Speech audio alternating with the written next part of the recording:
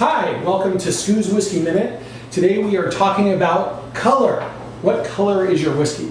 Well, first across the bat, let's talk about where color comes from.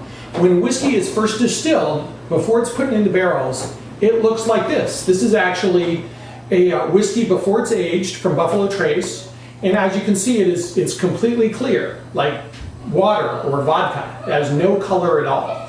All of the color of this whiskey is going to come from the barrel. And when it goes into the barrel, the wood is going to give it some color, like this.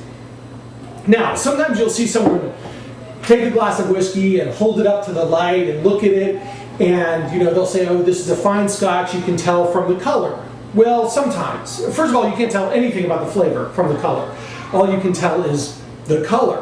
But with Scotch in particular, the color comes from two places. It can come from the barrel, but it also can come from a bottle. Because in Scotch, many Scotches, especially blended Scotches, nearly all blended Scotches, have color added. Caramel coloring can be added to the whiskey.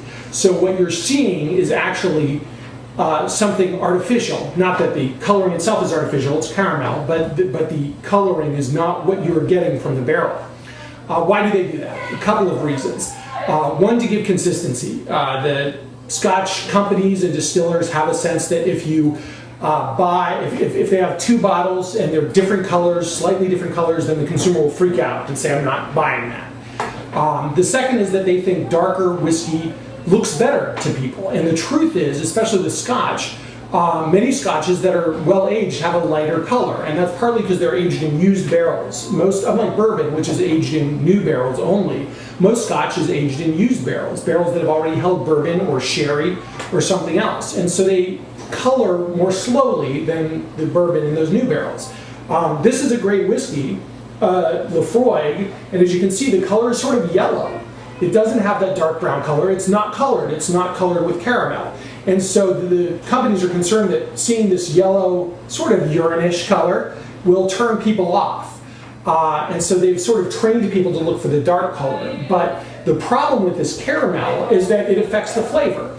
That a lot of caramel in the whiskey can give it, some people think it has a sweeter taste. I think it tends to have a numbing taste, a sort of tingling taste if they overuse the caramel. And so there's a big push now for Scotch to take the caramel out. And if you look at a bottle of Scotch, look for the words natural coloring. If you don't see the words natural coloring, there may be caramel added. Fortunately, a lot of the distilleries are now moving toward natural coloring. Highland Park in its new releases doesn't use any color. Balvenie in most of their releases, except their 15-year-old, isn't using any color. Bruichladdich never uses color. A lot of the Scotch distilleries are moving toward no color. So that's good news for we, the consumers.